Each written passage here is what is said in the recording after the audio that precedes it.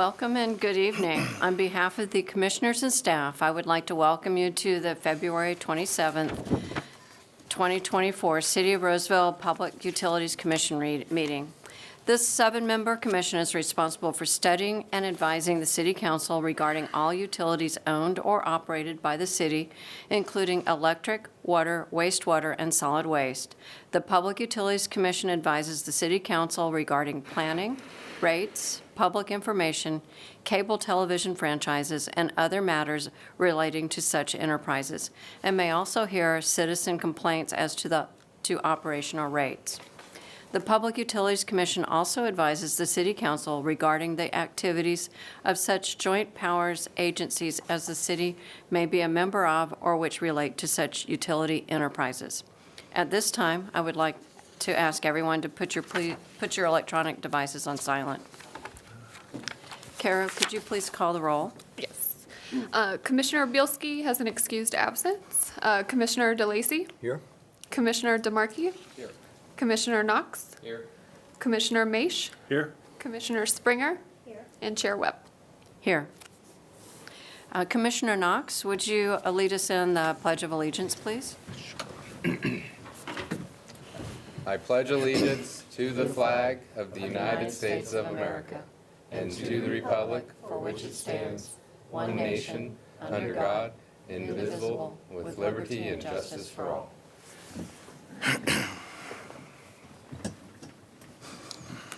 Item number 4 on the agenda is public comments. This item is for anyone who would like to address the commission on any item that's not on tonight's agenda.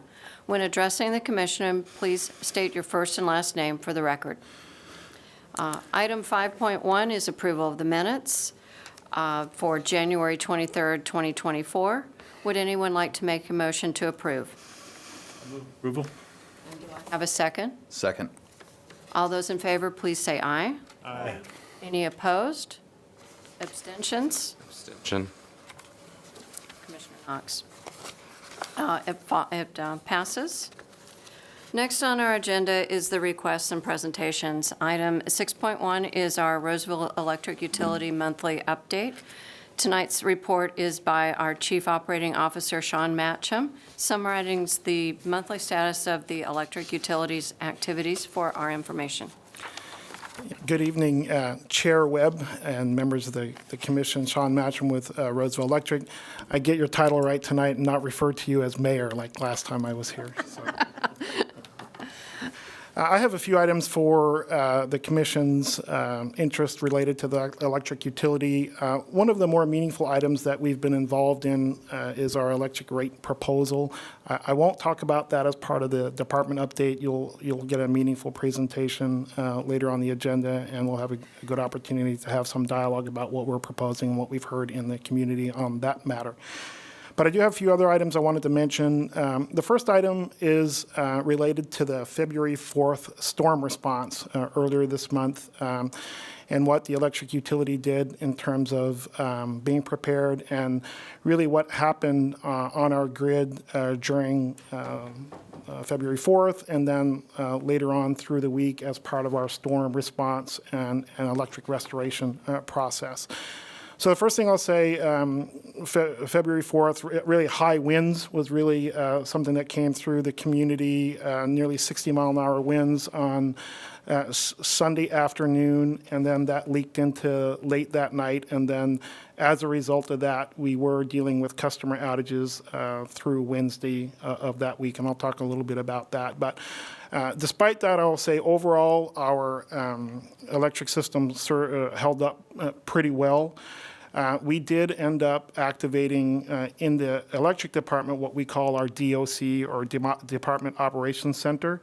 In anticipation of the winds and the storm, we did stand up that kind of control center. It gives us basically command and control over our staff over a 48-hour period so that we can bring folks on site and have them ready and have them on a rotation for restoration in anticipation of what we were seeing as pretty high winds. And even though we have a pretty robust system here in Roseville, the winds are the items that can cause outages for us because of trees and branches getting into the overhead lines in the community. So I just want to say we held up well. We did activate our Department Operations Center. Early on, or midday on Sunday, we began receiving calls from customers that amounted to dealing with 17 outages throughout the community over what will be a 3-day period. At one point, we had 1,500 customers out of service. That was the most customers we had out during the entire event, which overall was pretty well. One single event, we had over 770 customers out. So when you look at our storm response and how the system held up, we were really chasing around small outages for most of the storm, removing trees and debris from lines, and then going through the restoration process that we normally go through. So the longest outage, the most amount of customers were out were 1,500 customers. At any single, the single largest outage was 770 customers. We brought them back within 39 minutes. And then I think the longest outage with an exception was about 3 hours. And so overall, we did very well. I'll mention one of the unique circumstances that happened, and that is there was significant damage. You may have heard about or saw it on the media. There was significant damage to PG&E's system over off Taylor Road. There were 10 poles that PG&E had, 115 kV line, that ended up taking a lot of damage. 10 poles snapped off. The 115 kV line fell down all 3 phases across Highway 65. And that was pretty meaningful damage out in that area. We happen to share 5 poles with PG&E out in that area and have part of our distribution system out there. And so for that particular incident, there were 53 commercial customers that were ultimately out of service for 3 days. As a point of reference, that's really out of the norm for our response time here in Roseville. But there was a tremendous amount of damage, tremendous amount of equipment in that area. That road was closed for several days as PG&E cleaned up their equipment.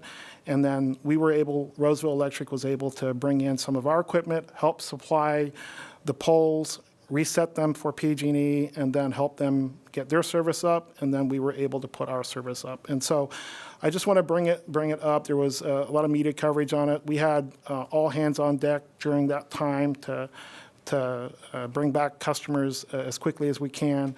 About 53 customers out for 3 days, which is really absurd from our service standards. But I just wanted to bring it up. It was a meaningful effort. We did have a number of crews working around the clock, working jointly with PG&E. We did work collaboratively through an incident management team with the city of Roseville to update our council and city management. And despite what was a pretty catastrophic event out there off Taylor Road from an electric service perspective, I think the crews, the collaboration with PG&E and others involved, we were able to bring back customers on Wednesday. So hadn't seen anything like that in a while here in Roseville, and we were able to go out and install some new equipment as well that I think will stand the test of time here for a while. So anyway, I just wanted to update the commission on that. Pretty meaningful response from our staff to restore power under those conditions.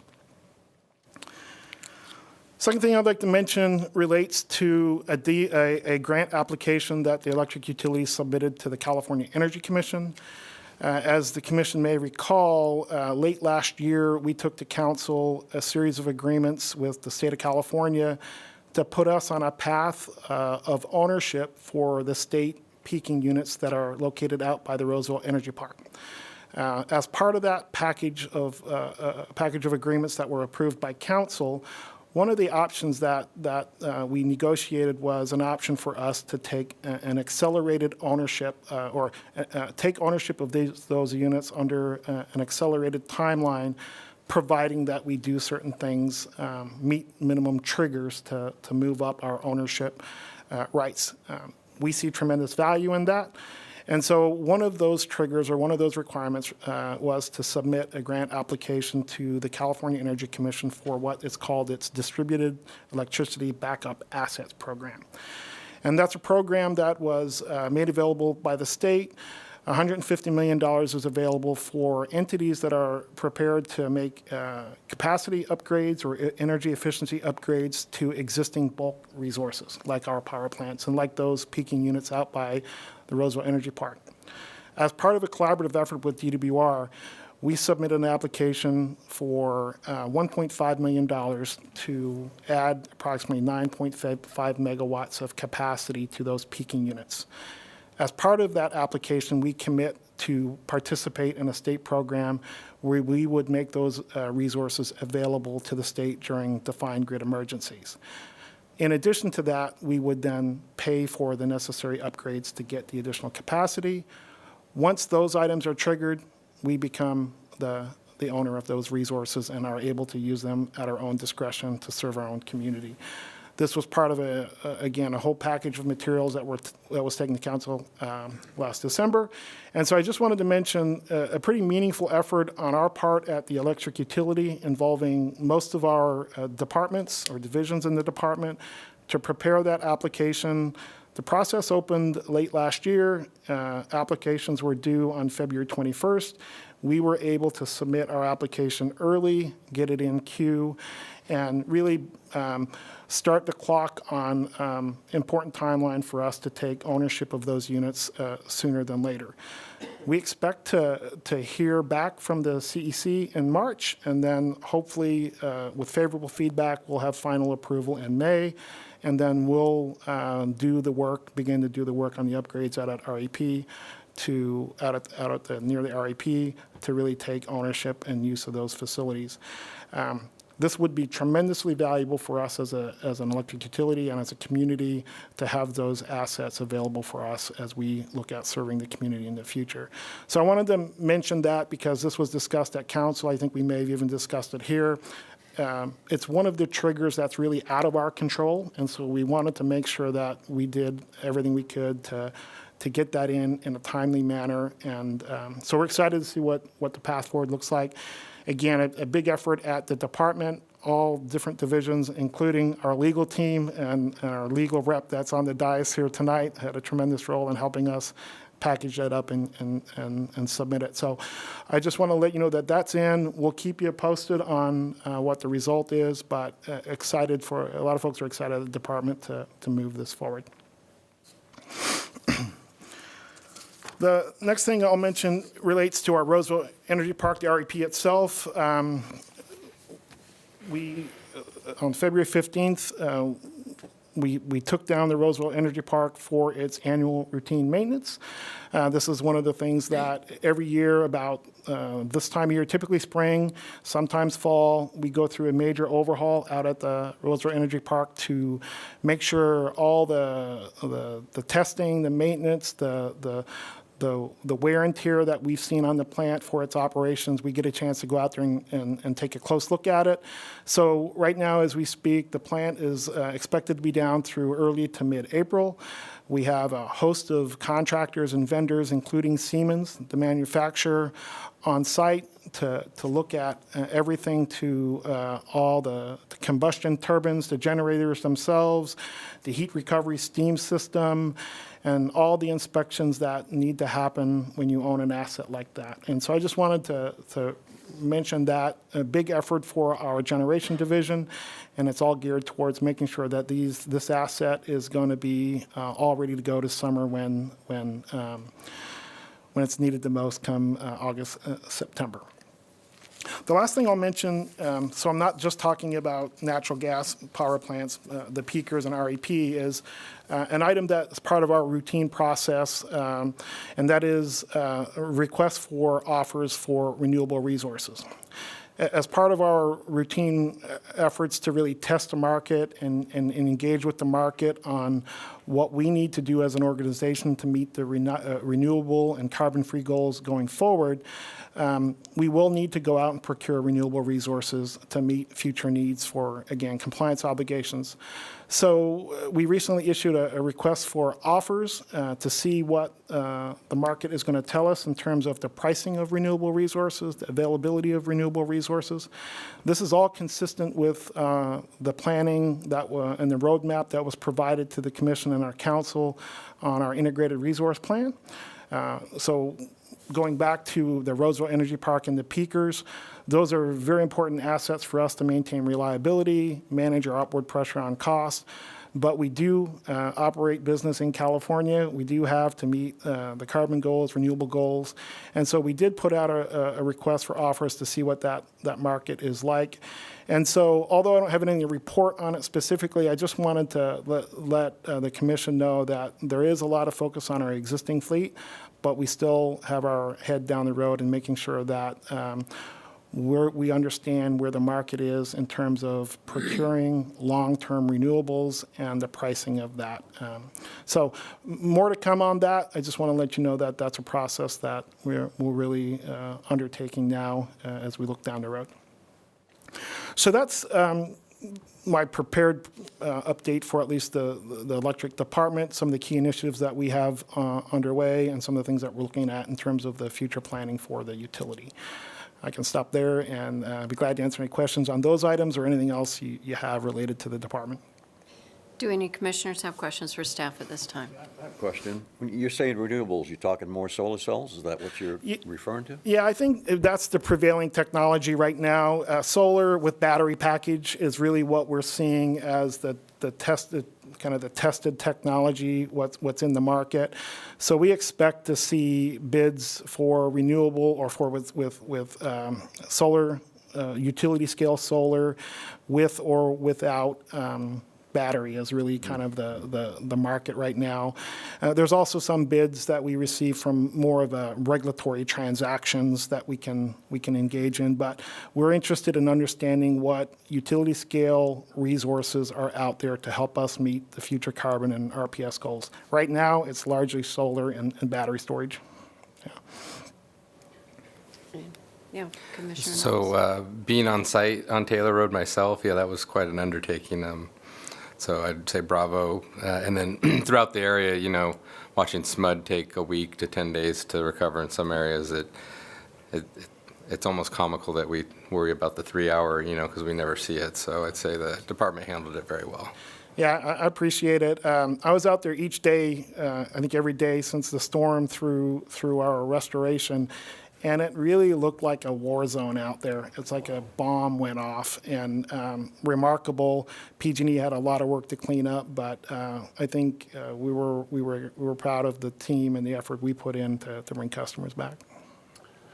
Go ahead. Did we outreach to our customers, our commercial customers? Yeah, we did. So shortly after, so the storm went into late Sunday night, and so the first thing Monday morning when we got a handle on the kind of the lay of the land on Taylor Road, we our key account program, or through our key account program and our key account reps, we contacted each and every one of the 53 commercial customers to make them aware of what was happening on site. And so pretty early in the process, we recognized that we were going to need a few days to bring customers back. And so we did, I think initially we told customers late on Wednesday, by midnight Wednesday, we would have folks back. We were able to bring them back by noon. And so there was a lot of coordination with the customers with regard to restoration time. There was also a lot of coordination directly with our crews and our team with the customers for customers that had to access their facilities and get equipment out. I think even one instance we helped provide access to a refrigerated truck to get some of the restaurant supplies and food out so it didn't spoil. So throughout the several days of that outage, there was a lot of coordination with the customers specifically, and trying to do what we could to make it easier on them and then get access because the road was closed and it was a mess out there. So there was also a lot of outreach to I think through social media, and we were working with PD as well in terms of making sure customers had raised some concerns about there with power being out for 3 days. What about security and vandalism and theft? And so we were able to even coordinate with PD to ramp up patrols to address some of those concerns. So we're going through a process of looking at lessons learned, where the things we could do better. But I think the initial feedback, given the circumstances out there, I think the response broadly by the city, and we're only one department, there was many other departments responding to this as well. I think it was well received by customers. Good. One other question related to that. There's another big storm due, 4 or 5 day storm and high winds. What we've learned, I assume, will help us. Do you pre-warn customers, or particularly commercial? Yeah, so we will pre-warn customers. In fact, our city marketing communications team will be putting out a notice. If it hasn't gone out already, we saw a draft of it that was advising the community and customers on the storm and the implications. For the electric department, because it's really the winds that really have a more adverse impact on our service, we already put crews on standby for beginning Thursday through the storm. That's not the same as standing up our department operations center, because in that case we bring folks on site and we manage it that way. But we've already brought crews for the electric department and put them on call, anticipating that we will probably be chasing down smaller outages due to branches and trees. And I know that other departments as well, I think EU is also prepared to have folks on call as well. We all operate as a part of an incident management team and coordinate these efforts for the city. Good to hear. Any other questions? I have my common question. How are we doing for transformers? Yeah, so yeah, great question. I think the short answer is we're doing pretty well on transformers right now. And I think some of the bottlenecks that we've experienced and you've heard about from our director about a year or so ago, and even into late last year, we've really seen the cogs of production kind of loosen up, and we've been able to take deliveries of transformers, and we're sitting on a pretty good stock of inventory at this time. And we also, related to that, as you may know, we stayed pretty closely coordinated with our builders in the community and the North State BIA about this matter. And so we also were able to loosen up loosen up a little our transformer distribution plan, which was really a plan that we put in place at the beginning of this kind of shortage to really manage how many we put out in the field, and we were going to put them out in the right time and when they were really needed. So we've been able to loosen up that a little and be a little more proactive in getting equipment out in the field to support the builders. So the short answer is I think we've seen the production loosen up. We've been able to take deliveries, and we've been able to help kind of advance getting infrastructure in the field for the building community. Question, did the government ease up on their strict specifications for Yeah, these transformers? not yet. So this relates to the Department of Energy's proposal to raise the efficiency standards of the sourcing materials for the transformers. So I think my understanding is that they're still moving ahead with it, despite what are reasonable claims to say not a great time now to kind of create more hurdles for production. But we're still pushing it at the legislative and regulatory kind of in those forums. But my most recent information is they haven't backed off on it yet. We can try. Right. Any other questions? I'd like to open to see if there's anyone from the public who'd like to come forward and address the commission on this item. Not seeing any public comment. I want to thank you, Sean, for your updates. Next on our agenda is the electric utility rate proposal. This presentation is being given to us by our Electric Assistant Director, Eric Campbell, and the Electric Utility Finance Administrator, Joanna Cucci, with the electric utility rate proposal for recommendation. Good evening, Chair Webb, Commissioners. I'm Eric Campbell, Assistant Director with Roseville Electric, and I'm joined by Joanna Cucci. She's our Financial Administrator. Just to kind of frame the discussion before we get into the meat of it, we are proposing a rate increase. We've gone through a comprehensive cost of service analysis, and when we forecast out our revenues over the next several years, we see a significant shortfall. So I just want to kind of plant that seed before we get into the meat of the presentation. I'm not going to give any details now. I promised Joanna I wouldn't get into it. I tend to talk too much early on, so I'm gonna hold off until we get to those slides to give more detail. So like anything we undertake in the electric utility, we make sure there's an alignment with the City Council strategic plan. And so the goal that we like to align ourselves with from a rate perspective is we want to remain fiscally responsible in a changing world. And, you know, our world is constantly changing with regulation, energy issues, transmission issues, you know, everyone vying for the same resources. You know, Sean talked about the RFOs earlier. You know, so we're in a state of change constantly. And we try to maintain our fiscal discipline, but sometimes it is, you know, difficult, even though we do take significant steps to limit the upside. Next is the strategy, and we've wrapped ourselves around the balance of utility operating costs to maintain competitive rates. Our rates are very competitive. You know, as we look across the state of California, we're one of the lowest. I think we're in the top 3 or 4 in terms of the municipal utilities, in terms of our rates, the average rates.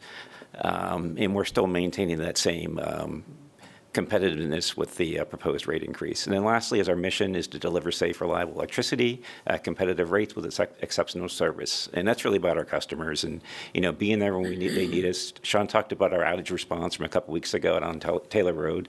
You know, we take that seriously, and you're going to see that throughout this presentation. Next is our rate policies. These are our City Council rate policies.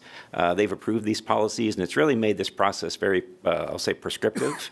And so, you know, our rates that we're proposing, they're cost-based. You know, so the revenues must match the cost. Adequacy, this is just a high-level check. That, you know, does it balance the budget? You know, are we going to generate sufficient revenues to cover our costs that we see over the coming years? Next, the fair and equitable policy. And this is about subsidization. We have 5 customer groups, a group of residential customers and 4 flavors of commercial. We want to make sure there's no cross-subsidization amongst those groups, and so this policy fulfills that. And lastly, stability. We do strive to propose incremental rate increases. However, we are faced with a situation where we are proposing 2 significant increases within 6 months of each other. That's not ideal. So we're being upfront with that. That's not what we endeavor to do. However, we find ourselves in a situation with the power supply markets, natural gas markets, and inflation where we need to bring forth this proposal as is. So what are we proposing? First, we are, well, I'll take you back to February of last year, February of 23. We received approval for a temporary energy surcharge. It was 8%, and that was supposed to expire in December of 24. As part of this rate action, we are proposing that 8% become permanent. And the reason why, and this is going to spill over into the 9% as well, is power supply costs have really stayed elevated. They have not come back down to earth as we had anticipated, or hoped, I should say. Joanna's going to give more detail on that later, so I won't get too into that. And then we are proposing 2 9% increases. If approved, the first one would go into effect in June of this year, and then the second would go into effect, I should say, in January of 25. Now, that's 2 9% within 6 months of each other. That's not ideal. However, it's at this point in time, we're suggesting this or proposing it to maintain our financial stability. We're really in a situation where we could be compromising our debt covenants and things like that 12 to 18 months out. What that means is if we breach our debt covenants, all of our existing debt becomes callable, and that means investors could pull it out. And so that we'd have to immediately, you know, write a check basically for $120 million. We don't want to go there, obviously, so we are proposing these 2 9% to go in, you know, relatively quickly and in the short term. And next, Joanna's going to walk you through some of the expenses and some of the background of, you know, why we're in this situation. Okay, So on the slide now is our 5-year financial forecast without the proposed rate action. So basically, this would have the surcharge rolling off and then no rate increases. So as you can see, unfortunately, this has a very negative result on our financial outlook. And this is largely, you do see a large increase in the power supply expense line and then a smaller increase, but a continuing increase in the operating expense line. On the power supply side, we've talked about this multiple times, that we are just seeing lots of increases in the power supply costs. Some of that is due to just general pricing increases on the power supply, but also increasing requirements for renewables are also increasing the costs in those outer years. Just talking about power supply, we're looking at a 27% increase between the FY24 forecast and the FY28 forecast in that line. Just rolling back 1 year, though, to FY23, we are seeing a 42% increase between FY23 and FY28. So these increases have just continued. We were hoping that they would go back down, some of these high prices, but they really haven't. In terms of the operating expense, this has some generalized assumptions around labor escalation, salaries and benefits, and material supplies and services. So those are our general assumptions, that those things go up over time. And then our capital program is pretty steady throughout the years. We do have a couple substations planned in the coming years also. So next up is the same financial forecast, but this is with the proposed rate increases. So the costs are all the same. As you can see, they're still rising in the power supply expense and operating expense line. But this would include the surcharge becoming permanent and then the 2 9% increases on June 1, 24 and January 1, 25. And so that basically would allow us to stay basically in the black through FY26 and likely into FY27. That's a pretty small number that could change going forward that far out. So it would be hopeful that this 9% and what we would expect is this would carry us through at minimum FY26 and hopefully into FY27. Real quick, if I may, back to that slide on page 6. We have a pretty good handle what our cost structure is going to look like over the next 3 years. We have a 3-year hedging program that goes out and it locks up a lot of our risk over the next 3 years. And then we have collective bargaining agreements that are already in place throughout this period. So we have a pretty good handle on power supply and labor costs over the next 3 years. So the way what you're seeing here now in like FY24 through FY26, it feels pretty well baked as is. It's highly unlikely there's going to be any sort of upside from the market, because we've already hedged and locked in some of these prices.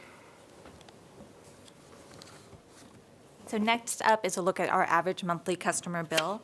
Looking at our residential class, the current bill average monthly for our residential class is $130.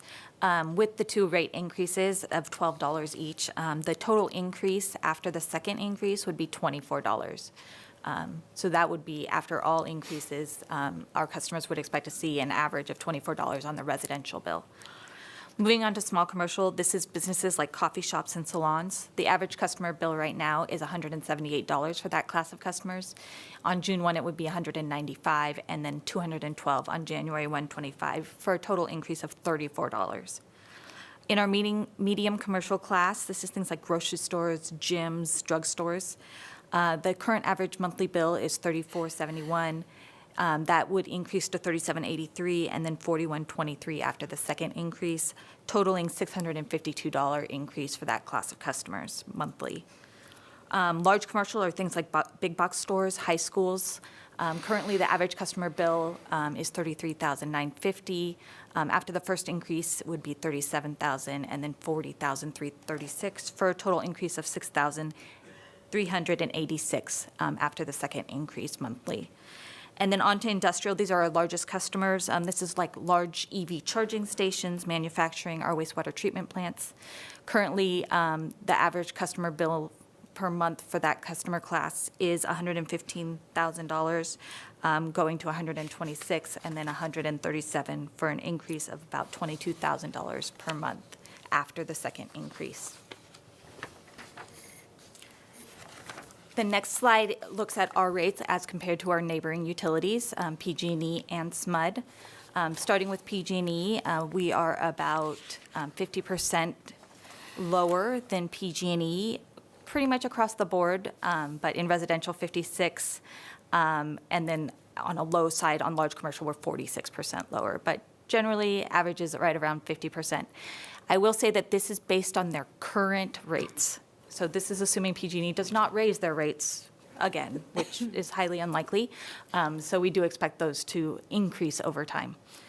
Looking at the SMUD comparison, this is with approved rate increases, and they do have 4 on the books. I think 3 remaining. 1 has already happened.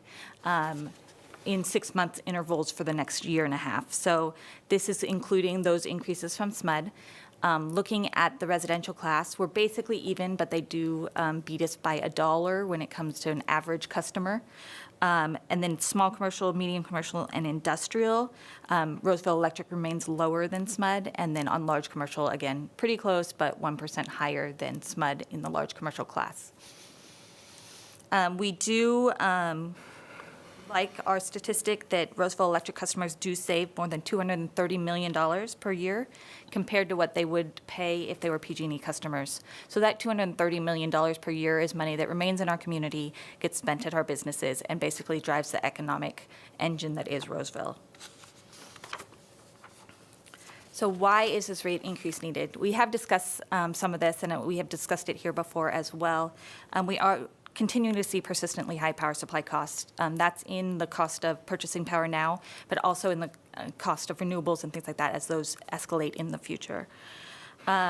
Natural gas prices have jumped substantially along with power supply. Those two tend to trend together. But what's driving the natural gas export or natural gas prices is that the export of natural gas has increased substantially. Between 22 and 24, there was a 30% increase in natural gas exports to other countries, and that's expected to double by 2028.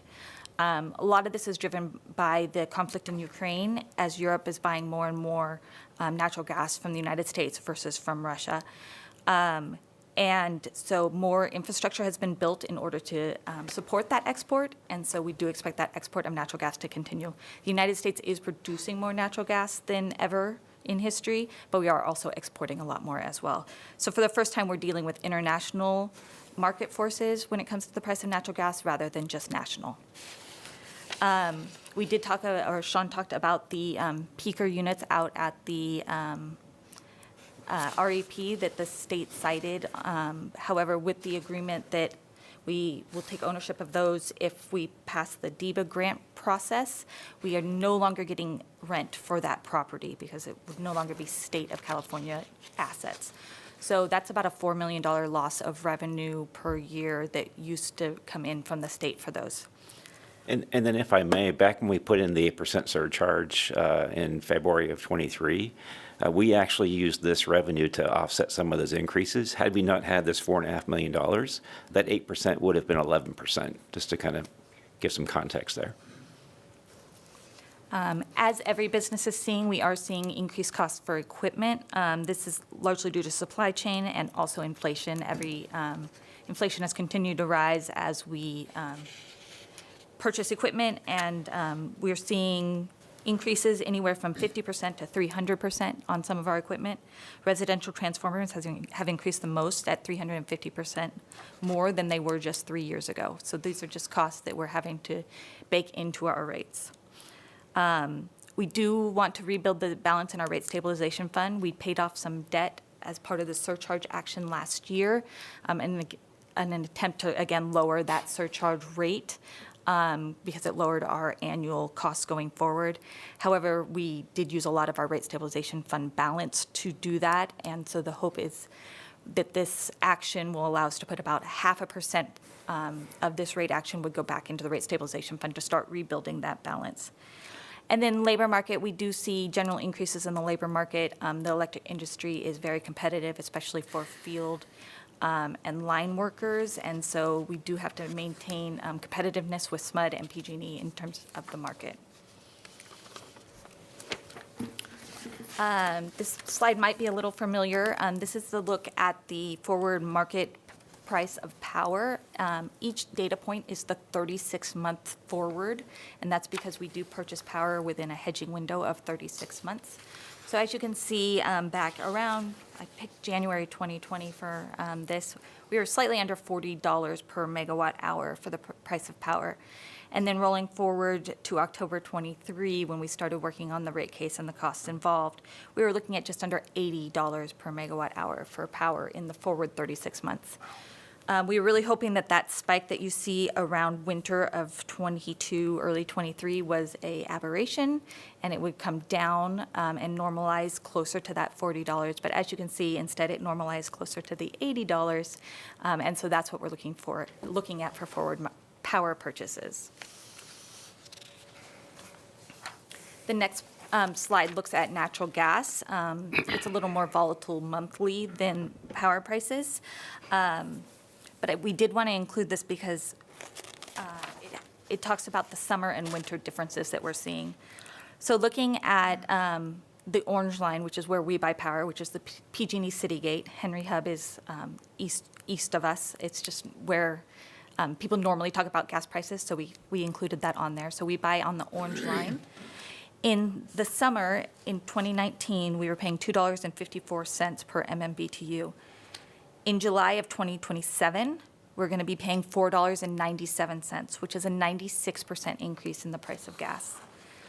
But moving to the winter, it's actually a worse story. In January of 2020, we were paying $2.64. In January of 2028, we're expecting to pay $6.39 for gas. So that's a 142% increase in the price of gas in winter. So we are seeing more increases on a percentage basis in the winter prices.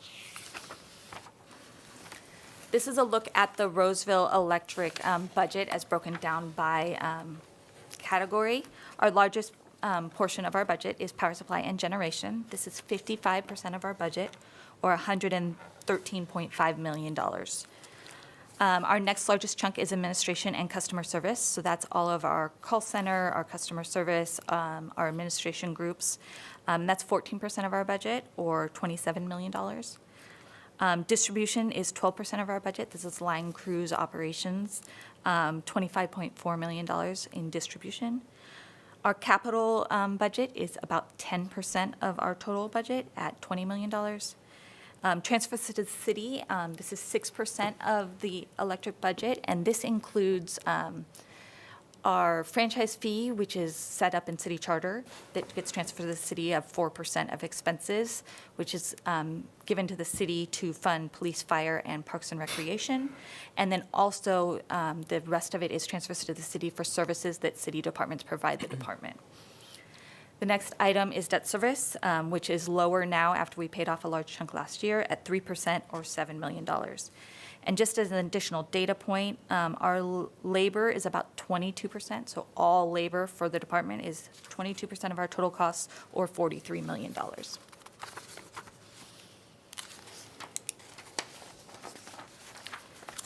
So actions that we've taken to mitigate this cost increase. We understand that this is a large ask, and we've done all we can to really bring in either additional revenues or reduce expenses where possible. We've talked about the hedging program a couple of times already, but we do try to lock in the lowest possible power costs, power prices moving forward on that 3-year rolling window for hedging. That allows us not only to lock in prices as low as possible, but also provide some stability of knowing what our prices are going forward. Next up is using some of our assets to sell off-peak system capacity sales. Currently, that brings in between $1 and $2 million a year, where we're able to sell capacity of some of our generating units at times when Roseville isn't using them or does not need them. Next up, energy market pricing and outage management synchronization. Sean talked about this a little in his remarks. We try to take down the power plant at times when we aren't going to lose value of the power plant. So basically when it's less economical to run is when we're trying to take it down for maintenance so that it's up and ready when the power prices are high and running the plant makes financial sense. We have been adopting technology where feasible to reduce expenses. The AMI project, and smart meters is a way that we've done that. We've been able to reduce labor around meter reading while having more information and more functionality to serve our customers. And then finally, holding staffing levels steady. We are not adding new positions to the electric department. Every time a position becomes vacant, it's reevaluated whether it remains where it is, or if there's a better use for it elsewhere, or if it's best that it remain vacant. Just trying to cut costs, make sure that we're evaluating every position and not just filling things because they become vacant. Thanks, Joanna. So what happens if the proposed rate increase is not approved? And we're not recommending this, of course. The first thing is degradation of service reliability. So Sean talked a lot about our outage response earlier. Outage response would be much longer. It wouldn't be as prompt as it has been in the past. Customer hold times on the phones would be longer. Now, this wouldn't be immediate, but over time, as we I'll say bleed out the organization from a cost perspective, we'd see these service times degrade. Next is our financial metrics. I mentioned on the front end of this, we're really staring at a situation where our debt service coverage ratio is going to breach the debt covenant. And what that means is our outstanding debt becomes callable, and that means the bondholders have the right to request it. And so it would put us in a situation probably 12 to 18 months out where we could be breaching our debt covenant. And then lastly, once we get on that path of breaching our debt covenants, we'd certainly be looking at downgrades from the rating agencies. It would make it very difficult to transact in the energy market. Our bonds would essentially be junk status. We'd be forced to post collateral. We may have to prepay for energy. And so it's really not a situation we recommend. We don't want to go down that path. And so we're bringing you this proposed increase with a sense of urgency. Next is rate assistance program recommendations. So this is really targeted at our customers that are hurting the worst, I'll say. Some of the folks are in the low-income category.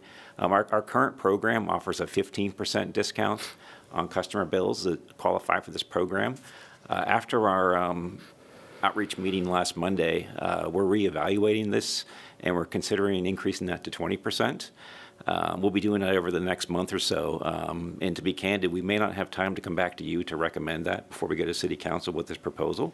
But I wanted to be upfront, transparent with that. That's something that we're currently looking at. If we do eventually go with the 20%, it's about another $110,000 on top of that $350,000 you see there. So it's not a significant number to us, but it will be for those customers. Next, we're proposing a permanent $15 reduction to bills, basically a bill credit. And this is really targeted at those customers that are currently not paying the 8% surcharge. You may recall that we exempted those folks from the 8% surcharge, and so this $15 bill credit will hold them harmless. We're also trying to make the rate assistance programs more user-friendly, more customer-friendly. Typically, we ask folks to recertify every 2 years. We're going to stretch it out to 3 years. And then we're also going to loosen up the requirements in terms of the required documentation for customers on those programs. Try it a little bit more user-friendly, if you will. And so we've been quite busy over the past, I'll say past 2 months, actually. We began on January 4th. Gosh, it seems so long ago. We had a virtual workshop on January 4th. We had another on January 25th. They were not well attended. We had a handful of customers. I think we had more employees on those calls than we had customers. We met with Arcona. We spent some time with the Roseville Chamber of Commerce as well. We've done a lot of outreach with our largest customers through our key accounts program. Of course, our Roseville Electric Utility page has Q&As. We actually put a recording of the January 4th rate outreach meeting out there for folks to view it on as they have time to. All the typical social media outlets, we've pushed to those as well. And then we did have a very, I'll say, eventful in-person workshop a couple weeks ago. I think we had 13 or so customers, and they were very engaged. It's probably about a 2-hour discussion, lots of good questions.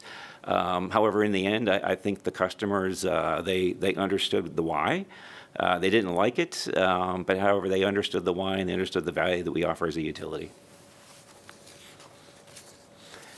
And then some of the themes that we saw throughout the outreach, like I mentioned on the previous page, they were pretty positive in terms of the rate proposal. Just putting it in perspective on the $24 a month, that sounds a lot different to customers than 9%. 9% sounds like a big number. So when you put it in perspective as the $24 for the residential customers, it was a much easier pill to swallow, if you will. Of course, we had compliments on our service reliability. A lot of interest in natural gas in the power supply market. We messaged that pretty heavily early on in the presentation, and we did that throughout the outreach. And so a lot of questions, around how we're managing that and what we see in the future. And then lastly, our long-term planning, and that gets back to our IRP, our Integrated Resource Plan. We pointed them to that process. That's a public-driven process. We do similar type outreach discussions with respect to that as well. So we encourage them to attend those meetings in the future. And so with that, we're asking for your recommendation to recommend approval of the proposed rate increase to the Roseville City Council. And so with that, we're going to open it up for questions. Do any commissioners have questions for staff at this time? I got a question. Of course, a huge part of your expenses is natural gas, no doubt, and that's probably the majority of it. And that's probably why we're getting closer to SMUD, or they're getting closer to Roseville. Because of that, they buy massive amounts of natural gas. Yeah. Probably near the same cost we do. Certainly, the war in Ukraine has affected projected natural gas prices, has to. So going back to when we brought the energy surcharge to you all, that was kind of the trigger event that kind of put us on this path when energy prices really spiked and the U.S. started exporting large amounts of compressed natural gas. But that'll hopefully, come to a halt once this crazy war is settled. Yeah, it will eventually come to a halt, but we think those relationships between Russia and other European countries and Asian countries have been significantly fractured. And so they may, these other countries, stick with the U.S. in terms of those exports because it's more of a reliable source, less volatile, more dependable. Depend on cost. Right. Money speaks. Right. So, but if there was a significant reduction, We would certainly has it come been back. mentioned We would that certainly come back with a rate rates may be decrease. frozen or Right. reduced? We would come back with a rate decrease if we saw something significant in the marketplace in our projections. I'm sure the public would expect that. Yeah. It's not a one-way street. It feels like no. that, but we would certainly come back with a reduction if the market dictated that. Yeah, I may add a little to that. So that, that line of thought, and I think it's a valid one, that was one of the main reasons we put in place the temporary 8% surcharge, right? We didn't want to be quick to raise base rates or permanent rates on our customer base. And so the concept around the 24-month 8% surcharge, when we put it in place, was really, let's see if these markets settle out, and then we would let the surcharge expire. And unfortunately, that's just not what we've seen. But to Eric's point and to your question, we're a cost-based organization. And so just like we pass on our costs when they escalate, to the extent there was any meaningful reduction in our power supply costs, which represents nearly 60% of our costs, we would certainly go back and look at our cost of service and our rate structure and our rate levels with the community. Any other questions? Go ahead. We had an increase last year. We're looking for another one this year, and then judging back on slide 6, fiscal year 27 and 28, do you anticipate another increase then? So looking at the forward energy market curves, it looks like that could be on the books. However, it's so early in the process that we really don't want to, pass judgment on that just yet. It's kind of taking a wait-and-see approach. Go ahead. I thought it was a very good presentation. Thank you very much. I do have a few questions. The persistent high power supply costs, can you explain how Roseville is exposed to the power market? I assume you're talking about the ISO market, Right, but, sort of generally. yeah. And so Joanna mentioned earlier how natural gas is a good proxy for power supply. Natural gas is really benchmarked off of Henry Hub. And then there's an adder built on top of that. And so as that Henry Hub is strained by exports and things of that nature, that impacts us here right in Roseville. Okay, so I understand that. We have a variety of sources of energy, but a big one is dependent upon the cost of natural gas, right? The Roseville Energy Park. And so, on page 9, the second bullet is natural gas. The first bullet is high power supply costs. And so my question is, help me understand a little bit more about how we are susceptible to what's happening in the broader statewide energy market. We go through a process of whether to either buy the electricity or make the electricity. Right. Those two costs usually travel within each other, within arm's reach, I'll say. Pretty narrow margin in terms of generating in-house versus buying on the open market. Back to the natural gas question, we have one pipeline that we have to buy from. It's PG&E's pipeline. So we're somewhat beholden to that energy source. Does that answer your question? No, so last time I asked about if you could bring us some information about how the energy market fluctuates during the day and seasonally, right? Because I think it goes through a pattern. When solar is rich, the prices are down, and when the sun goes down, the prices go up, and depends on whether it's summer, or winter, or spring, or fall. So how much of our own load are we capable of generating? Can we self-fulfill all of our needs? On a peak day, I want to say about 50% we can generate internally. But we're buying 50% off of the market Right. during peak days. Right, but we would have hedged those purchases already. We're not actually waiting until the day of, unless there's some sort of emergency event like September 6th of 2022. Yeah, no, I understand the wisdom of doing that. I didn't realize that we were that dependent on the market. All right. Second question is, talk to me about the equity or lack of for our solar customers. So are you speaking specifically to the NEM rate, the reimbursement rate that we pay our solar customers for pushing energy to the grid? Well, I suppose. I'm not totally familiar with the lingo, but Yeah, so we, for those particular customers, we pay them 5.9 cents to reimburse them for the energy they push to the grid. And that's a market-based rate. So it's the energy-only portion of our electric rates. So it's really a dollar-for-dollar reimbursement to them. I would suggest that they're not really harming other customers the way the construct is currently set up. They're paying the same customer fee, same fixed fees as other customers. They're not enjoying any benefit from the solar infrastructure other than what they use themselves. And that is a change, because with NEM 1, which went away in 2018, those customers were being subsidized because we were having to pay back at a retail rate, not a wholesale rate. And so we do have about 3,000 to 5,000, I don't know the number exactly, that are still on a NEM 1 rate, and so they are getting a retail rate back. They're grandfathered in when we adopted the NEM 2 or Roseville Solar 2.0 rate. And so under that construct, the state set that up to encourage adoption of solar, and so we do still have customers that are on that rate. It is a grandfathered rate, and they do roll off either 10 years after adoption up to 20 years, depending on when they installed their system.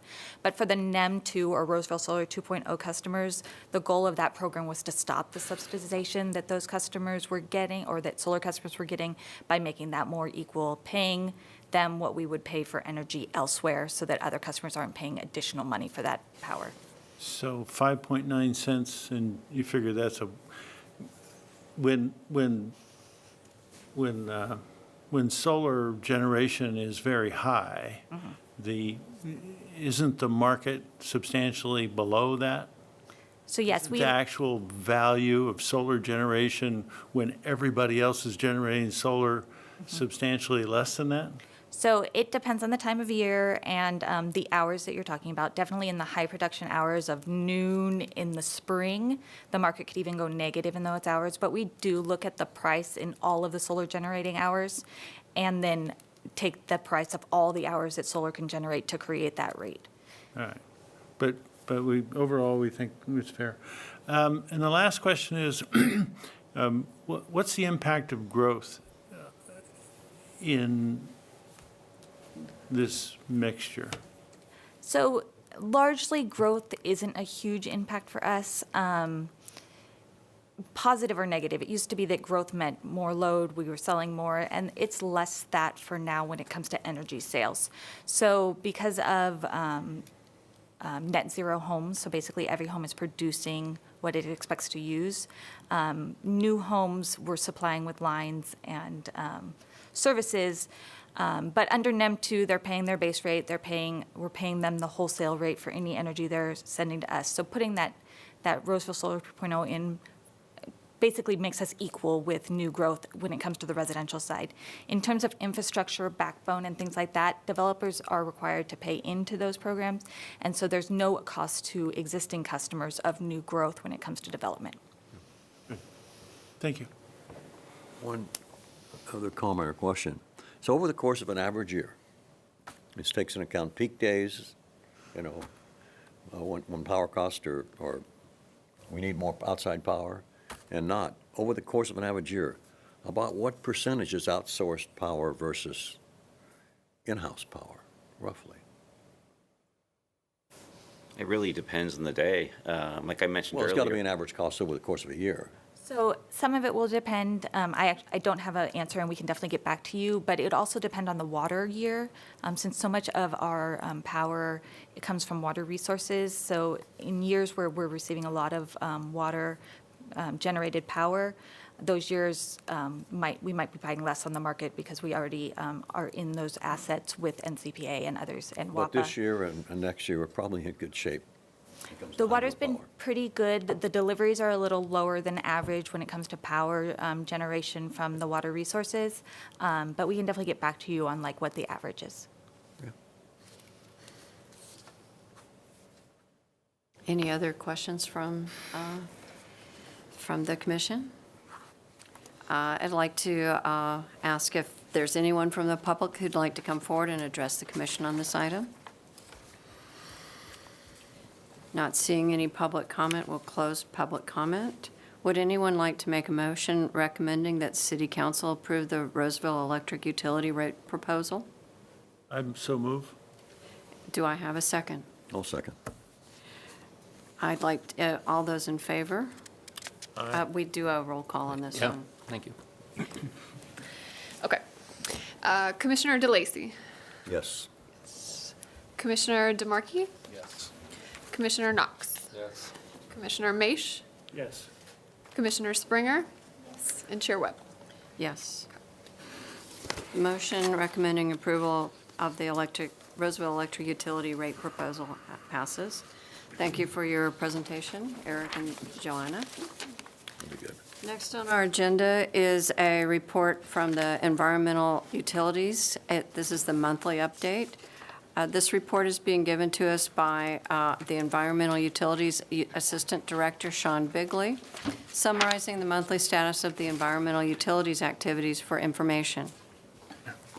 All right. Well, good evening, members of the PUC. I'm Sean Bigley. I'm an assistant director with Environmental Utilities. And so I really want to just provide one sort of key update in terms of where we are currently with respect to hydrology and also what the current initial allocation is from the Bureau of Reclamation. It's just important to note as a reminder that a good chunk of our water supply comes from a repayment contract from the U.S. Bureau of Reclamation. It's been a longstanding contract that the city of Roseville has had. And each year around this time, starting in February, And then into March and then to April, we get these initial allocations that come from reclamation that are based on hydrology. So to kind of cut to the chase with respect to the allocation, so the good news is that with the latest allocation call from reclamation, M&I, which is municipal and industrial water service and repayment contractors on the American River, at this point are going to receive an initial allocation of 100% of our CVP contract, which is great news. If you follow kind of what's going on from other CVP contractors in different parts of the state, just to give you a little bit more context, on the Sacramento River, which are folks that are essentially contractors north of us, irrigation, water service, repayment contractors, their initial allocation was 75% of their contract total. And then in the same area, municipal and industrial water service contractors, those are cities generally speaking, will receive 100%. The other one that folks often pay attention to is what is the allocation for CVP contractors south of the Delta. So those would be folks that are generally in the Central Valley area. And the irrigation water service and repayment contractor allocation is 15% currently for those contractors. And for those that are municipal and industrial customers, again, mostly cities, they have the allocation set at 65%. There's other contractors, but those generally speaking are the ones that I think garner most attention. And certainly if there's questions on specifics, I have more information if members of the commission would like it. So then I'm just going to dive into hydrology quickly. So just from a statewide perspective, reservoirs are still seeing the benefit of a very wet water year last year. And conditions at this point have been kind of tracking below average. However, with this upcoming storm, there's a good indication that we're going to start to get into more average conditions, and I'll explain that. But to give you an idea in terms of reservoirs and where we're at in terms of historical averages, so I'll just touch on a couple that are key. Shasta Reservoir, a key reservoir north of us, they are roughly 118% of historical average. Oroville, which is the state-run reservoir, is running about 135% of historical average at this point in time. And then Folsom is 118% of historical average. And then just to note in terms of Folsom itself, Folsom receives basically most of the water from snowmelt. And to give folks an indication in terms of sort of how things are tracking relative to snow water content. So currently in the northern part of the Sierras, we're tracking about 94% of average currently, again, pre-storm coming up this weekend. So that is actually tracking well. In terms of actual rainfall, just to note, October, November, December were below typical months, but January we saw basically a pickup. It was slightly above the norm, which is 9.1 inches. We received 9.9 as an average for the northern station. When we get into February was actually a really good productive month. And so the norm is 8.9 inches as an average, but so far we're seeing 12 inches. So February's been kind to us. And so hopefully we'll continue to see that sort of pick up over time with the remainder of the season. In terms of the bigger picture, again, where we're tracking is we're basically right on the edge of getting to about average for this time of year relative to rainfall total. So all that being said, it's good news. Fingers crossed. Hopefully we continue to get good results, most particularly snowfall is most important for us. Again, with Folsom being a snow-fed system, snowmelt-fed system. But with that being said, that was pretty much my update. I wanted to share that news with you, and we'll keep you up to speed and updated in terms of the rest of the season and how it plays out for Roseville. So with that, I'll answer any questions you may have. Questions from the council? I do have, say Folsom, you say it's 118% of it. What's the capacity at right now? It's 977,000 acre feet. So Folsom is interesting because it is primarily a flood control reservoir. That was the original sort of purpose of the reservoir, but it also serves a water supply purpose as well. So the 118% average is interesting because right now, reclamation has to operate the reservoir in conjunction with a flood control curve. And so currently the level of the lake actually is above the current flood control space. So I think what reclamation is trying to do is trying to be as conservative as possible in the regard of they're trying to store as much water as they can. However, there's always sort of that push and pull in terms of making sure that they keep the required vacated space in there for flood control operations. As the season gets further in, that space is going to be less and less, which allows for them to take advantage of storing more and more water. So if we get more snow later in the season, with the amount of required vacated space decreasing and then snow melt occurring, hoping, they will basically operate it to maximize water storage. So they seem to be, they're operating very conservatively with water storage in mind as of late, so it's been good, yeah. Any other questions? So it's just because it's been a long time.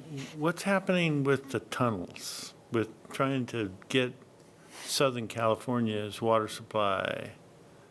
I mean, they're at 15%. That's generally because it's so much more difficult to get the water south of the Delta with all of the Delta requirements. But the twin tunnels, anyway, where are they? If they went in, they'd be able to get the same reliability we get, and all of us would get less, Yeah. I think. So it's a long story, as you well know, but the latest iteration is they've repackaged, rebranded the tunnels. I think it's now down to one tunnel. The last time I looked, it looked like they were actually going through the EIR process. They're trying to get that sort of figured out relative to this next iteration. There are also some discussion in terms of, who pays for it. So the conversation continues. I wouldn't say that I've seen a lot of significant progress. I think the DWR continues to push the project, and I think that the project participants in Southern California certainly want to see that go in over time as a reliability option. The way we look at it in Roseville, there's a couple of things is, Roseville's traditional position has been based on ensuring that there's no redirected impacts based on the project. So we're always paying very close attention in terms of how that project is conceptually being sort of pitched. But then also who's paying for the project. In other words, it needs to be beneficiary pays only, that there's no redirected financial impact. So I would say it's in its new iteration. They're going through an environmental process, really trying to get this latest iteration at least approved. I think it's safe to say that project is going to have a lot of headwinds relative to, if it ever gets to a point where they have an EIR that's going to be approved, certainly there's a large amount of opponents to the project that will certainly come out, and I'm sure that there'll be some efforts to take the project to court, if you will. But we keep track of it. So it's still going very slowly, but I Very hadn't slowly. heard anything in the last couple of years, sitting here, and I thought I'd ask the question. 2 years from now, I'll ask again. Yeah, and I probably will have the same answer. If it is approved, how long would it take to complete the project? Oh, gosh. It's a pretty significant project. I don't have the number of years, but I would venture to say it's probably probably the ballpark of a 10-year project when you get down to, construction. It might be less than that, but pretty significant. When you're talking about tunneling under miles and miles of land underneath the Delta and, all the logistics, it's going to take a long, long time to get that project done. So if I could just make a comment, for the benefit of the rest of the commission, back when the proposal was getting fairly close, must be at least 5 years ago now. One of the problems that we in Northern California had was it would facilitate the ability for Southern California to get more water because there wouldn't be the restrictions getting water to the Delta. And the modeling results showed that the result of that was that Folsom would end up totally dry 1 year out of 8. It was, it was extremely dramatic. And so when Sean talks about no redirected impacts, that's no small thing. Yeah, and it's interesting. I think that what was interesting about what happened 5 years ago is that there was a lot of coordination in this region relative to taking that data point and other data points and really sort of arguing that the project was flawed, right? That it would have those significant impacts. Looking at the latest iteration, they have shared some of the modeling, and at least the modeling at this point shows that there's really no impact on the reservoir. But models are models, and you kind of have to understand that you can't take that as gospel going forward. So, we, as a city, we continue to pay very close attention to that project. So, but it's slow and somewhat unsteady. Thank you, Sean. You bet. So I have a comment. I saw a very nice write-up about Roseville's efforts to inject water and how that's considered leading edge and something that we should be especially proud of. Yeah, absolutely. Yeah, and I think, we're very blessed in Roseville to benefit from sort of the long-term vision and commitment by city council and city leadership. It's been a multi-decade effort, a lot of hard work by a lot of people. And I think also just noting that we're very blessed to have a very good, dedicated team of water professionals that understand the infrastructure, highly trained and very dedicated, and they're very proud of the work, and I'm proud of the work that they do to make sure that we're maximizing the benefit of that technology. And also, they understand why it's so important for the community. So thanks for noting that, and yeah, we'll keep working at it. So But you got some serious kudos in that presentation. thanks. Yeah, that was good. That was a Yeah, good I presentation. saw an article, and I'm like, wow, kudos here. We're leading edge, and we're leading the path to water There stability. was a video on that, Yeah. actual video that really, really complimented what we've done, what Roseville's done. Thank you. So do any commissioners have any additional questions for staff at this time? Is there anyone from the public who'd like to come forward and address the commission on this item? Not seeing any public comment. I want to say thank you, Sean, for your presentation. Thank you. Next up, we have the Environmental Utilities Residential Customer Satisfaction Survey. Tonight's presentation is by the Environmental Utilities Public Information Officer, Maurice Cheney, summarizing the results of the Residential Customer Satisfaction Survey for our environmental utilities. Thank you. Good evening, Chair and Commissioners. Like the Chair said, my name is Maurice Cheney. I'm the Public Information Officer for Environment and Utilities, and so I manage and coordinate the communication and outreach activities for the entire suite of utility services. So tonight we're going to hear, and I have our vendor and consultant from FM3, Kurt Balo, who's going to step through a presentation with regard to some recent public opinion research that we've conducted. But before we do, let me just lay the groundwork on what we do and why this matters. So for the better part of 16 years, every other year, we ascertain from our community what they think about utility services and also their awareness and utilization levels with regard to our programs and services.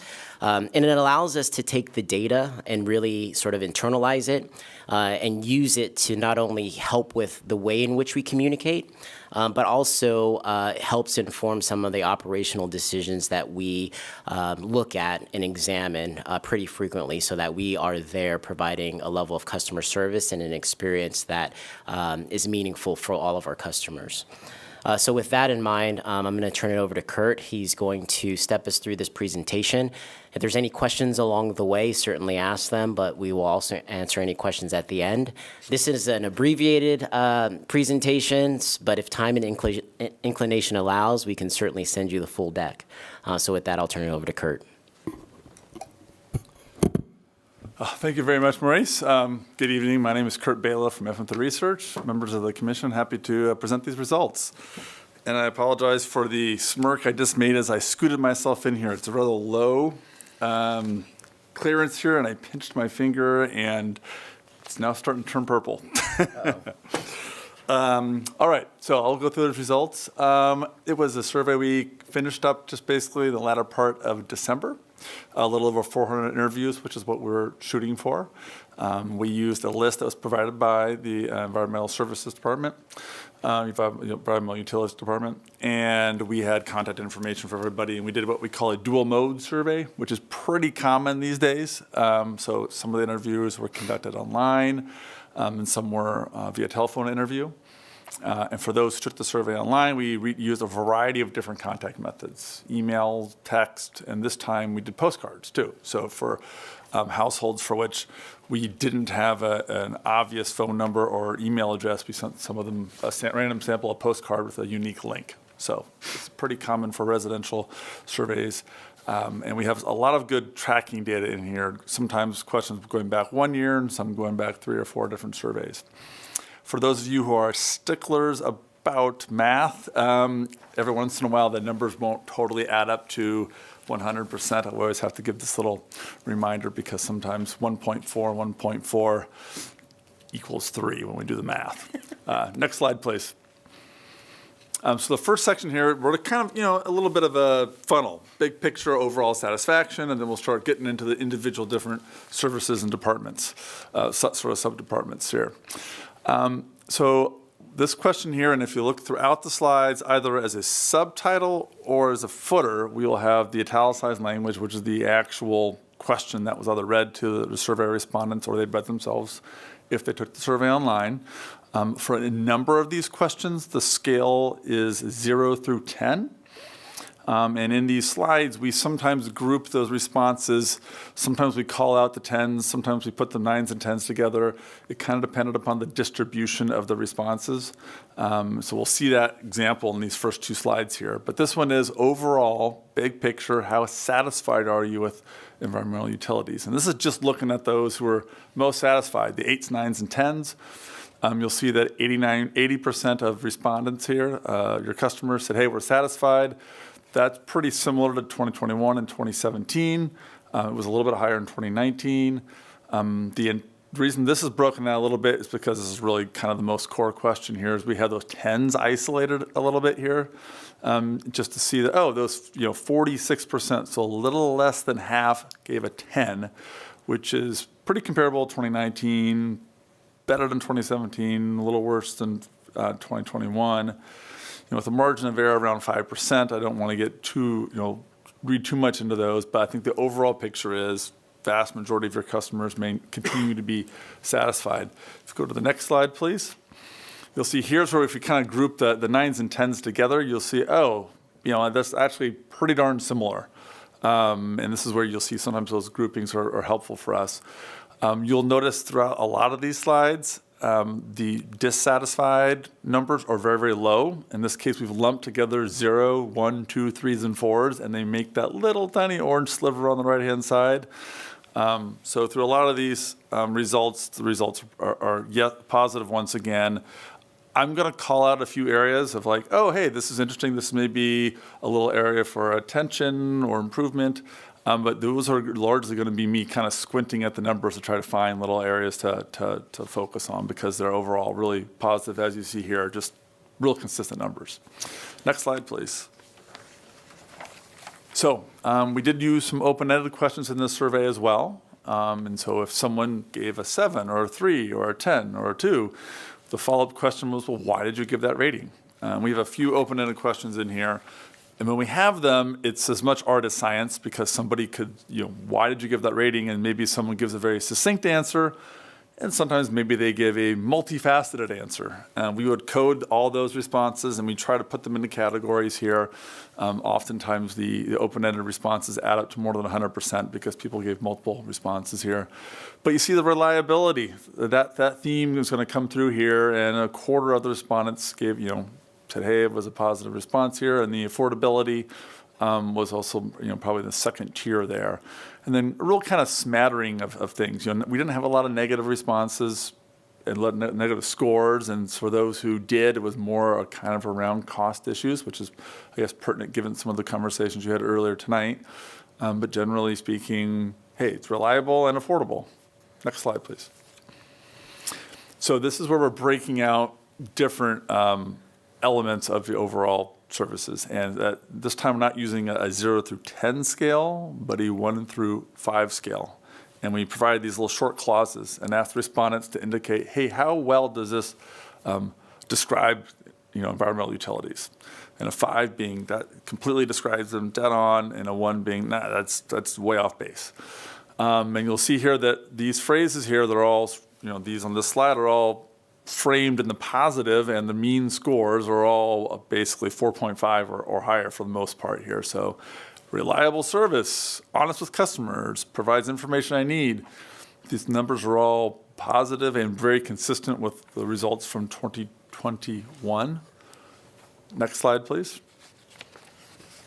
Has lower rates for similar services compared to other Northern California communities. Very similar numbers, and a lot of people believe that to be the case. Works hard to keep rates low. Now, this is one, I'm really just squinting here. I'm picking at very small little scabs. You'll see the number the 5s went down from 52 to 45. That's not a real big change.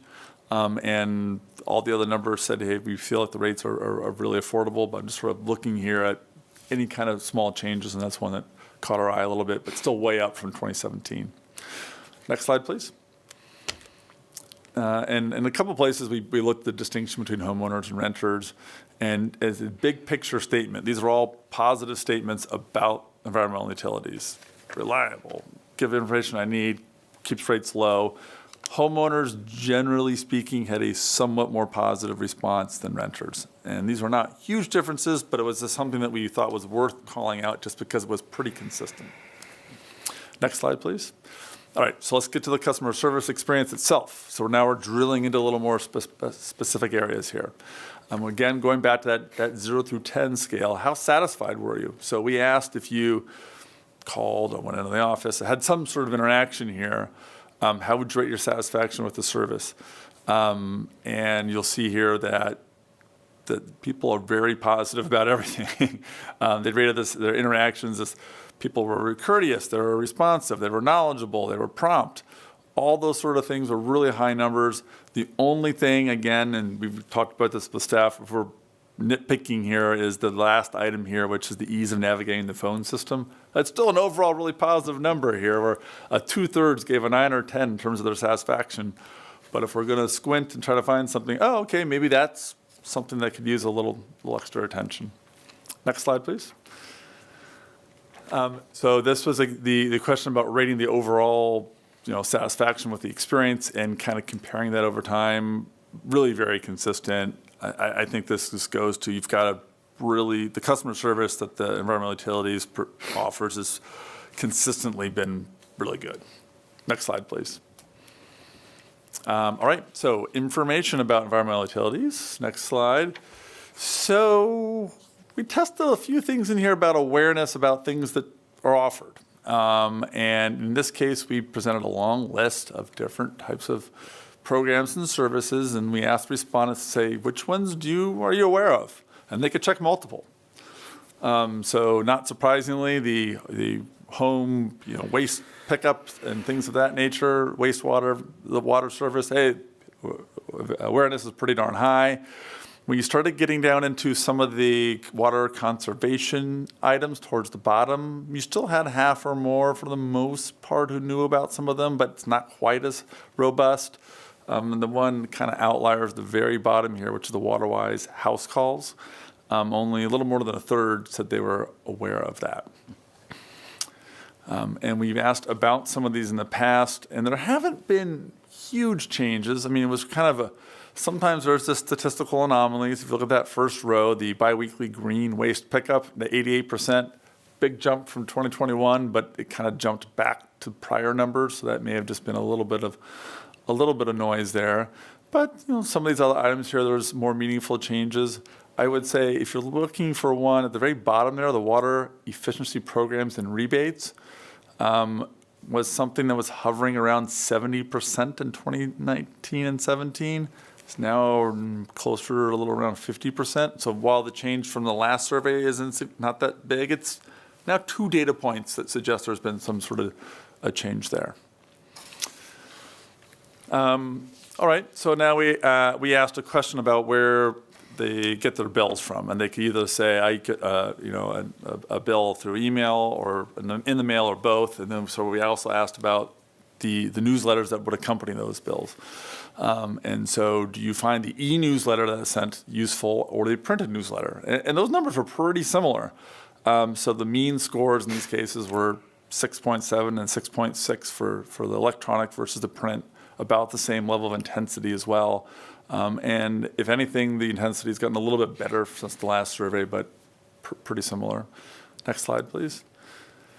And so this is one question we asked, well, you get communicated to in a variety of ways. Which ones do you recall? So the electronic newsletters, more than half said they remember those. That's been pretty, up from 2021, but pretty consistent with 17 and 19.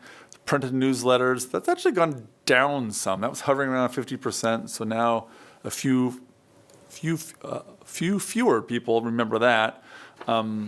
Website, social media, and events in somewhat similar range. Next slide. Oh, this is something that's a little more near and dear. We did a separate research project, I don't know, several years ago about awareness around the Exploration Center. And so depends on if you look at the glass full, half empty here. So 56% have heard of the Exploration Center, so that's a majority. Only 30% have heard and been. So it's not like, 45%, so close to half haven't heard anything. So I could be a little more pessimistic, but actually this has been an increase from the 2021 survey. So it's a 10-point increase. So it feels like more of your residential customers are familiar with Exploration Center, and this feels like hopefully in the future survey a part of a bigger trend. Next slide. So for those who said, around 30% who said, yeah, I've been there. We asked why, and we saw this in the prior research we conducted for you as well. It's a lot about kids. There's sort of field trips, there's different types of educational and outreach programs associated with having kids, and that seems to be one of the real drivers for getting residents to visit. Next slide. And perhaps not shockingly, when almost 45% said they haven't heard of the Exploration Center, that's the main reason for people who have not gone. Next slide, please. So now we're going to get into the different sort of service offerings that you have. So first is water service. On that scale here, how satisfied are you with the water service provided to your home? Those mean scores are about the same. Now, the intensity may be down a smidge. So from 2019 and 2021, that was hovering around 75%. Now we're down at 69, which is pretty similar to 2017. Now, it's not like the dissatisfied numbers have gone up at all. It's just maybe a little more, a few points here and there in the 7s and 8s in neutral category, but still overall very positive. Next slide. We asked this question a little differently. So usually the 9s and 10s are like the satisfied, positive response, and the 0s are negative. In this case, it is, here are some things, how concerned are you? And the 9s and 10s represent the highest level of concern. And so you see there's actually, the satisfaction levels at the prior slide are pretty high. But that doesn't mean there aren't still some concerns. And there's a lot about the reliability. I just heard a presentation about the water supplies and the dams and the different storage areas, and there seems to be some concern about that. Lead in water actually still pretty high. Fluoride in water, a lot lower of a level of a concern compared to the basically supply and reliability issues. Next slide. Let's get into water efficiency. And we had that WaterWise house calls, so we know that awareness of that isn't particularly high. Cash for grass, say that 3 times fast. Awareness for that is actually one of the highest of your water efficiency programs and has gone up 10 points from 2021. So that seems to be something that your residential customers know more about. And, looking at that, none of these, that's gone down some. So it feels like, in general, these programs have people become more aware of them. The one decline, though, is the online water waste reporting. Now, part of that might have been, just the way that the last couple of years have gone. It's been a lot of rain. It's been a lot less on people's minds. So that may stand to reason. Awareness is very different from participation. So in terms of participation in the programs, there are not a lot of difference here. With the margin of error, a few more people in that WaterWise house calls. The Cash for Grass, even though that was the program with which there was the highest level of awareness, participation is only at 13%. So a little distinction there between awareness and participation. Next slide. So satisfaction with the programs here. So this was kind of interesting. So we had higher levels of satisfaction for the water efficiency programs in 2017 and 2019, and that took a bit of a dip in 2021. The real negative responses weren't any bigger, but that gray bar, which is the 5s and 6s, got bigger. Now, was that, when we did the survey a couple of years ago, was that just a one-year anomaly? We didn't know, and because some of this data you've seen, there's like 1 year dip, and then it kind of recovers. In here, this is a second data point that's in the same spot. So there's something here about these water efficiency programs, some perception that it's not negative, but not as positive as it was in 2019 and 17. Next slide. Now we're talking about waste management. So this is a question that we're talking about, the bulky pickup. Hey, you can call and schedule a bulky pickup twice a year. If this is something that is offered, how interested would you be in that? The interest level is very high and has been every time we've asked. It's essentially 90%. It's a little higher than that this year. 94 said they're at least somewhat interested, but very consistently 2/3 of respondents each time we've asked about this potential program have said they were very interested. Next slide, please. So the flip side here is, hey, well, what about this cost $3 or $4 more on your monthly garbage bills? Does that seem fair? Back when this question was first asked, actually 48% of plurality said, it doesn't sound fair. 40% said that sounded okay. That flipped in 2021, where a full 60% said that sounded okay. And now it's kind of come back down a little bit. A slim majority still think that's fair. Not a lot of intensity about it. Obviously, we do a lot of research on local revenue measures, and we're seeing a lot of price sensitivity around things like anything that sniffs like this. So it is maybe not surprising that some of the economic factors have changed in the macroeconomic sense. So this might be reflecting that. So about solid waste, picking up your garbage here, how much of a value do you think you're receiving for that? And are you satisfied with that value? So again, the positives on the 9s and 10s, pretty darn consistent there. About half of residents in the last 4 surveys have all said, yeah, I'm a 9 or 10 on I'm satisfied with the value I get.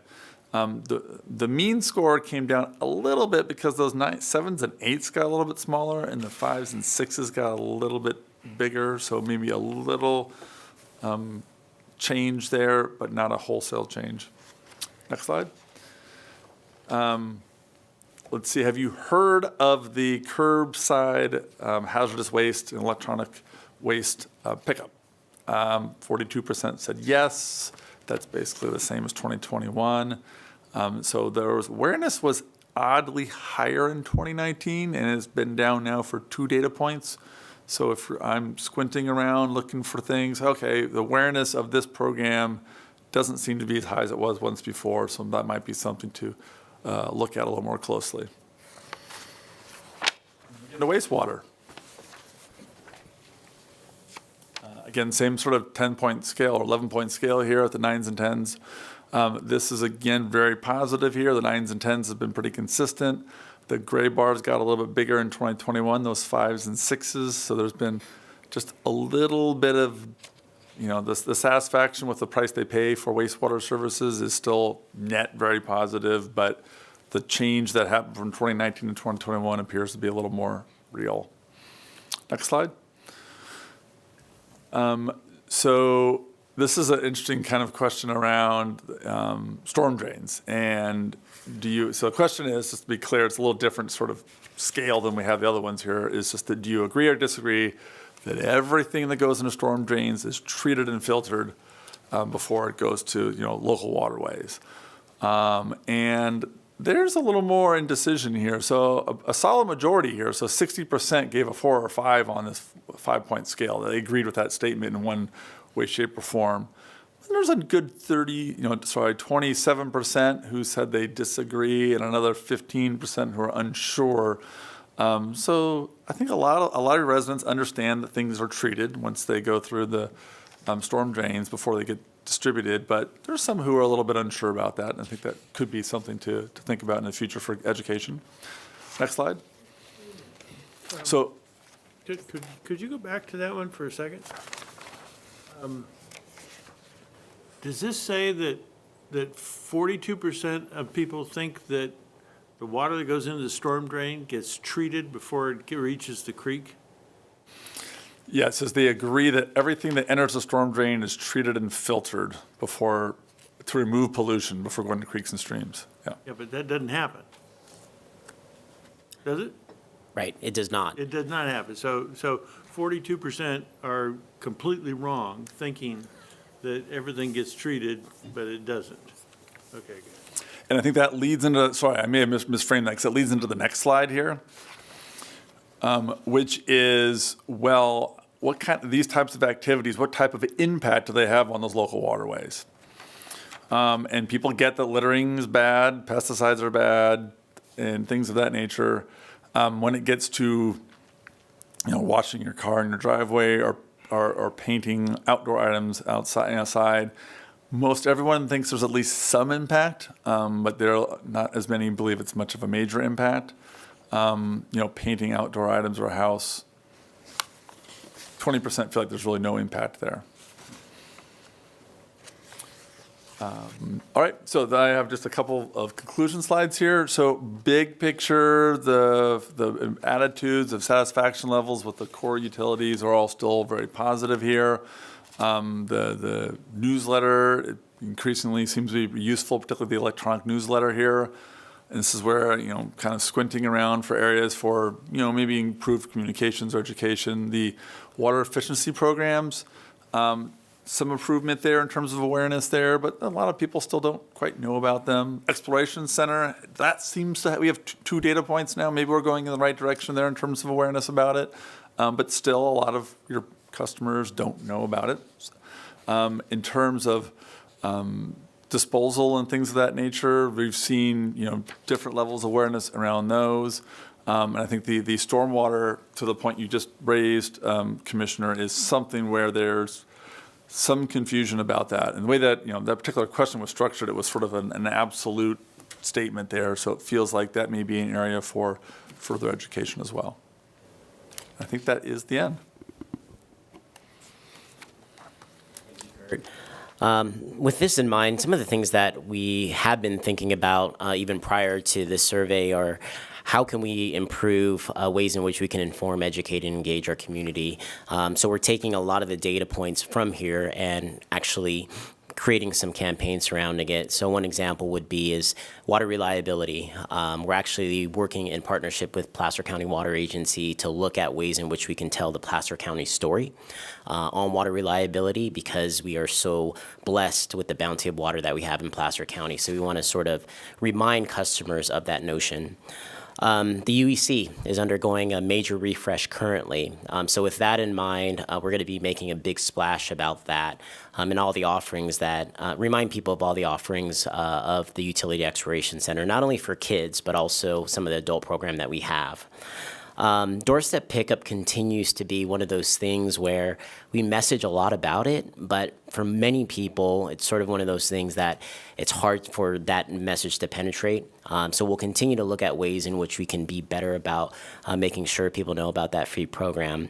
And then finally, stormwater, that's one of those things that we've seen throughout the state. Having worked for Sacramento County for several years, that number is mind-boggling to me. And so how do we encourage people to understand? It's sort of out of sight, out of mind. You don't see sort of that cause and effect relationship between when it hits the storm drain and how it impacts the creeks and rivers. So we'll be working with our stormwater partners to make sure that we can get that number up. So with that in mind, I'll turn it over to you all if you have any questions or comments. I think there's not tonight. Thank you for your presentation. Is there anyone from the public who would like to come forward and address the commission on this item? Not seeing anyone from the public, I want to say thank you, Maurice, and Good survey, really nice. yeah, very nice. Thank you. So next on our agenda tonight is board member, commissioner, or staff reports. Are there any reports from staff? Commissioners? No? Okay. Any questions or comments from the commission? Does anyone have any items they would like to suggest for future meetings? May I have a motion to adjourn? Make a motion? Can I have a second? Second. In favor? Aye. We are adjourned.